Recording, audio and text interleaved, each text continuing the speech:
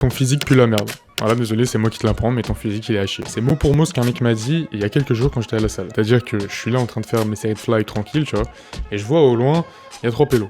3 pélos qui ont l'air d'être potes, ils sont assez proches, et à chaque fois, toutes les 1 ou 2 minutes, ils se retournent, ils me regardent et ils rigolent, mais aux éclats, tu vois, ils rigolent à la main. Bon, au début, je calcule pas, tu vois, je fais ma série, ça me casse un peu les couilles, sauf que ça dure pas 1 minute, 2 minutes, non, ils font ça pendant 10-15 minutes, tu vois. Qu'à un moment, vraiment, ça me pète un rein. Je vais les voir.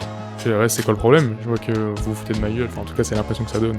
Depuis 15-20 minutes, qu'est-ce qu'il y a, tu vois? Et là, le mec, il me répond, et il me dit justement, ouais, ton physique, il pue la merde, on te regarde au loin, t'es disproportionné et tout, ton physique, il pue la chiasse. Et le mec, qui me dit ça, bah, en fait, c'est juste un gars normal, tu vois. Il est pas musclé, il est pas non plus gros, il est pas non plus maigre, il est juste normal. Et il se permet de me juger. Du coup, je lui dis, je fais, t'es qui pour me juger, tu vois? T'as un physique complètement lambda et tu te permets de critiquer. Et après, il m'a sorti des excuses, comme quoi il s'était blessé, il y allait depuis pas très longtemps, enfin bref.